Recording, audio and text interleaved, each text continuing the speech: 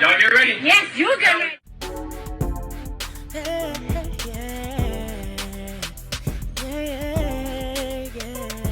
If you want the latest news in the streets, join us and tune in for the tea. Breaking news with integrity. So tell your friends and your family. It's the Lovelyti TV show, bringing you good tea and good vibes. It's the Lovelyti TV show. Be sure to share, like, and subscribe. Hey tea sippers, happy new year, happy 2025. I hope you guys are doing okay. So as you guys know, yesterday I did my live stream. So I was getting ready to record the videos that I already had planned for the day. And I log onto Twitter and I see that basically there has been a tragic terrorist attack in New Orleans. So last night after I got off live, I thought I was going to go out, but I ended up not going anywhere. Child, I got into bed and went to sleep. I was just really tired. And it seemed like for the most part, most folks were just staying home. But down in New Orleans, people were down there celebrating New Year's like they always do. And a man in a pickup truck basically ran through a crowd on Bourbon Street, which most of us have been to Bourbon Street. It's always jam-packed, busy, it's good times. And he killed 10 people. And the news is talking about it. The videos that I'm seeing online are extremely disturbing, bodies everywhere.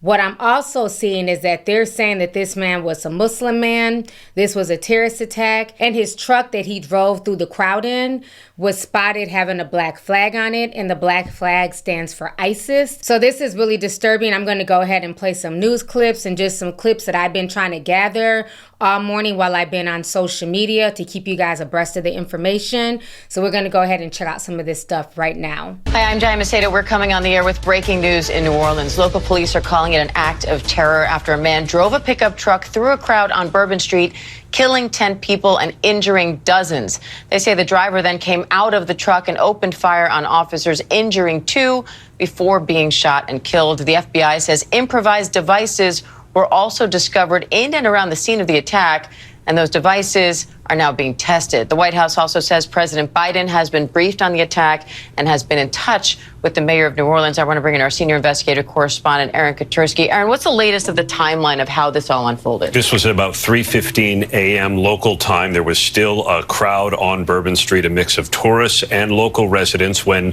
the white pickup truck turned from Canal Street onto Bourbon Street, was able to get around barriers meant to prevent a vehicle ramming attack, accelerated and very, very fast, plowed into this crowd of pedestrians, killing at least 10, injuring roughly 3 dozen. Initially, police responded to the first call for an active shooter because there were gunshots. When the suspect exited the vehicle, he shot at responding New Orleans police officers. 2 officers were struck by gunfire, taken to the hospital in stable condition. In addition, improvised devices were found at the scene. The authorities have since tested them and determined that at least one of them appeared to be a viable device. So it adds a degree of complexity to this evolving situation. Right now, police are scanning the French Quarter using drones, cameras, and other technology to see if there are any additional possible devices. The ones they have found are currently being destroyed. And I want to bring in our Chief Justice correspondent, Pierre Thomas, because, Pierre, the big question when you think about a day like New Year's Eve, when you know Bourbon Street is going to be heaving full of people, is how does something like this happen? How does a truck even get close enough for this attack to unfold? Well, the police superintendent said that the suspect was able to get around the barriers. Now, that is a flaw, obviously, that you cannot have in a situation like this. And, Diane, to emphasize what's going on here, the FBI has taken the lead in this case.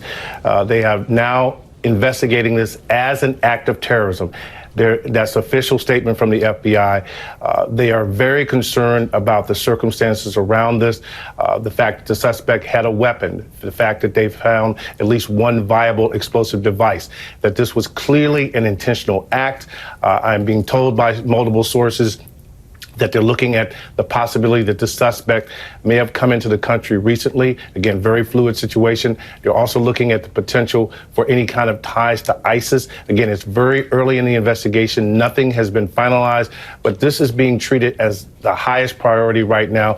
The Attorney General has been briefed. President of the United States has been briefed about this. The FBI director directly involved in this case as well. Again, so many people injured, at least 10 dead and 20 plus people injured. Again, law enforcement officials have been on a high alert really since October of 23 after the horrific attack in Israel. And the FBI director and his counterparts have been warning month after month that we are in a heightened environment where virtually every sector of terrorism was on fire, the potential for acts of violence. So this now codifies what we've seen from earlier this summer with 2 attacks on former President Trump, then candidate Trump.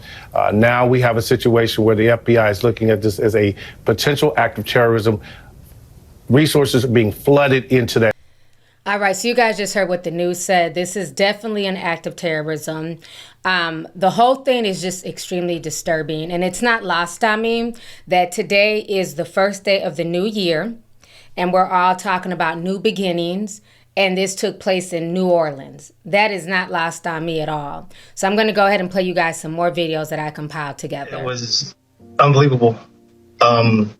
We instantly counted, I'd say 10 bodies, 6 clearly graphically deceased, and the others yelling with no one around. Everyone had just cleared the street completely. We couldn't understand why no one was helping. I am trained and certified, and they would not let us out. We just stood by and watched for several moments until it looked like what was SWAT or some type of military unit on foot was running down Bourbon with M16s towards where the suspect was going. There 100% were not any steel barricades put up. We had been up and down Bourbon since 8 p.m. and none of the steel barricades were up. Again, that's a witness testimony. Why would they not have any steel barricades up? They have them up all the time in New York during New Year's Eve events. So why would they not have them down there in New Orleans? If this was a football game, a basketball game, they would have the barricades up to protect the celebrities, to protect the athletes. So why were the same things, why were the same measures not put in place to protect the average man, woman, and child that was down there celebrating? First of all, we do know that the city of New Orleans was impacted by a terrorist attack. It's all still under investigation. You'll hear more after me. However, I have been in direct contact with the White House, with Governor Landry, and of course a unified command who is present here. What I'm asking at this time are prayers for those who have lost their lives in the city of New Orleans due to this tragedy. In addition to that, I'm asking the public to stay clear of 8 blocks around Bourbon Street. Stay clear from Bourbon Street, 8 blocks around. Very active, and again, a unified command is in place right now. I'm going to ask Chief Kirkpatrick to give you an update. You're then going to hear from our agent in charge relative to the FBI. So at this time, Chief Kirkpatrick. Thank you. All right. Good morning, everyone. So I'm going to give you as much of the information I possibly can. We are going to give you an update a couple of times today. So we will give you just the basics this morning, all right? We had this event started at about 3:15. It did involve a man driving a pickup truck down Bourbon Street at a very fast pace, and it was very intentional behavior. This man was trying to run over as many people as he possibly could. It was not a DUI situation. This is a more complex and more serious based on the information we have right now. With respect to numbers, we have right now, and as you already know, this could change throughout the day. We do know that there are 26 injured people who are at UMC Hospital.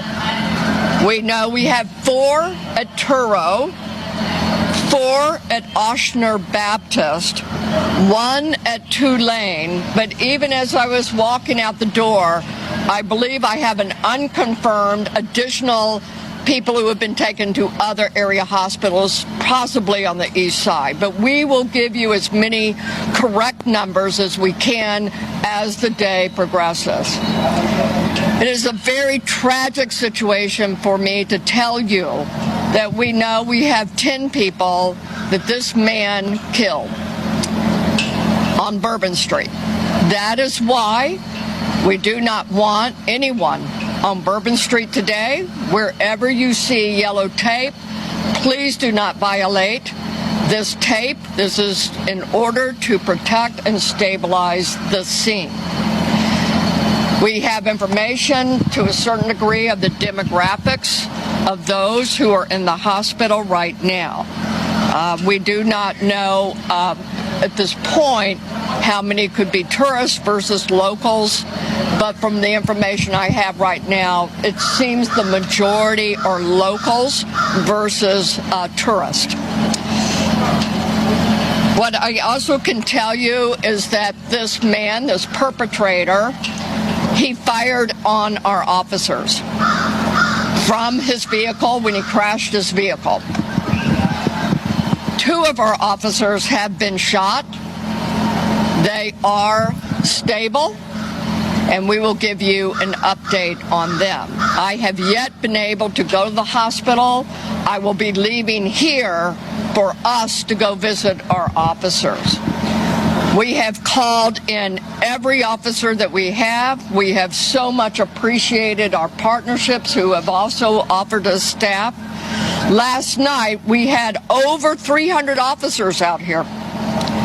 And because of the intentional mindset of this perpetrator who went around our barricades in order to conduct this, he was hell-bent on creating the carnage and the damage that he did. Because of the nature and the indices that we have on the scene, and we have enough information that the FBI will be taking over this investigation. And with that, I am going to be asking, this is the assistant agent in charge. This is Agent Duncan, Special Agent Duncan, and she has taken over this case on behalf of us and the FBI.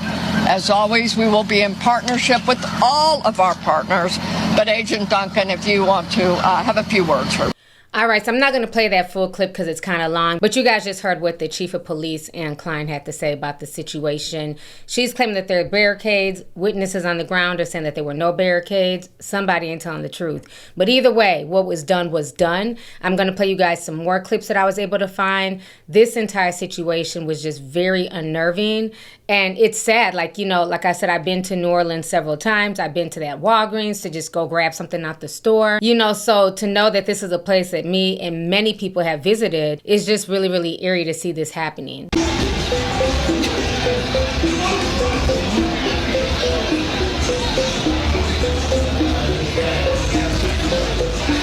We have some major breaking news right now. The suspect responsible for the devastating New Orleans attack overnight has been identified as a 42-year-old man by the name of Shamsud Din Jabbar. According to NOLA News and other reports, he was carrying an ISIS flag and dressed in military gear. Other reports suggest that he was a Texas resident. There's no evidence that he came across the border or was an undocumented migrant. As it currently stands, 10 people have been killed. Dozens others have been injured. That's really all we know right now. According to further reports, he was found to have an AR-15 style weapon with him. The New Orleans Superdome is now on lockdown for security sweeps after the attack. Remember, tonight there is a college football playoff game. The Sugar Bowl will be played in the Superdome in just a matter of hours. So now police officers are actively sweeping the stadium ground. This is a very serious situation. This is a developing situation. As soon as we get more information, I will provide it to you.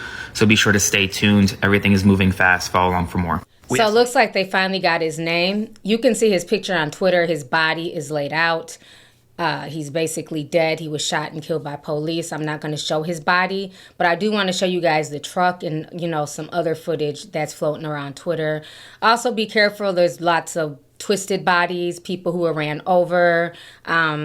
It's all up and down my timeline, unfortunately.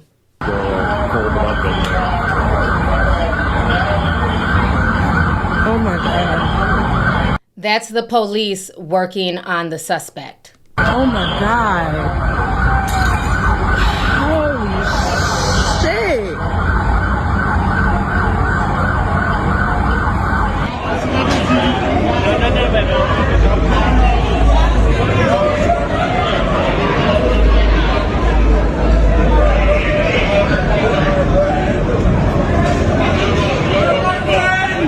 Okay, so this is the truck right here that I wanted to show you guys. So if you guys look, this is a black flag.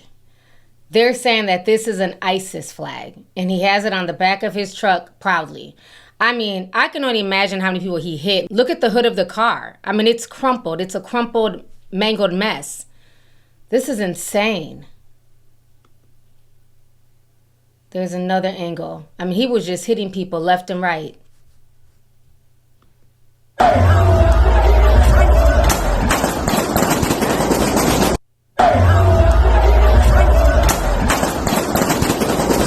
See, that's the flag right here. And they're saying that that's the flag that was on the back of his truck. Whoa, they just detonated something. A state police trooper about 90 minutes ago saw a suspicious package. Because of that, he notified special command. They brought the special command unit out here. They brought the bomb squads out here. Let me just point this over here now. It looks like NOPD is now rummaging through trash cans looking for maybe more suspicious packages. This is a heavy NOPD presence now, and they are now scouring the area looking for, it looks like, packages, devices, anything that looks suspicious in this area with the flashlights coming down the street. It sounded like they detonated some type of small device. We heard fire in the hole, and then we heard a small explosion here. It sounded like a loud firecracker going off here on the corner of Bourbon and Orleans. NOPD officers coming at us right now looking for what we suspect is more suspicious packages and devices here in the French Quarter. I'm not going to play this video, but like I said, you can find it on Twitter. This is basically the truck ramming through people. There are other videos here as well. Like I said, I'm not going to play the full thing, but the videos are out there. It's really sad. It really is. At Core Realty, I just want to say hello and let you know a little bit about me. So I'm born and raised in Beaumont, Texas, and now live in Houston. And I've been here all my life. With the exception of traveling for the military, where I spent 10 years. Good evening. Okay, so right now on Twitter, a man named Din Jabbar, he's trending all over Twitter. They're saying that he's the ISIS person who plowed over all of the people in New Orleans. It looks to be a person of color. They're saying that he was born and raised in Texas, not an illegal immigrant, and that he was in the U.S. military. So I don't know if this is the man. This is just what's being posted all up and down my timeline on Twitter. So I'm not sure. This is just what's being alleged on social media. So this is who they're saying. You see, he's trending. They're saying here, only Shamad Din Jabbar I found is this guy, Houston, Texas, works for Lovelyti, bachelor's degree from Georgia State. So that is his picture. That's his picture. This is the video that's going all up and down social media. A lot of people are posting this video. Din Jabbar, property manager with Blue Meadow Properties and team lead at the Midas Group at Core Realty. I just want to say hello and let you know a little bit about me. So I'm born and raised in Beaumont, Texas, and now live in Houston. And I've been here all my life. So a lot of people are posting this, and he has gray in his beard, like the dead body. New Orleans terrorist exposed as 42-year-old Shamdou Din Jabbar, born and raised in Texas. There's a lot more meets the eye. Terror cell out of Texas. Again, I don't know if this is the man. This is just what Twitter is saying. But at the end of the day, we need to let the FBI and the police do their job. So I just wanted to put this video together for you all. Let's go ahead and get the discussion popping down below. Let me know your thoughts. I hope you guys are safe. I hope your friends and family are safe. You guys know I love me some New Orleans. So shout out to all my New Orleans tea sippers. I hope you guys are safe as well. You know, what a way to start 2025. What a way to start the new year with tragedy in New Orleans. So let me know your thoughts on everything. I look forward to reading y'all's comments down below. Talk to y'all later. Have a good day. If you want the latest news in the streets, join us and tune in for the tea. Breaking news with integrity. So tell your friends and your family. It's the Lovelyti TV show, bringing you good tea and good vibes. It's the Lovelyti TV show. Be sure to share, like, and subscribe.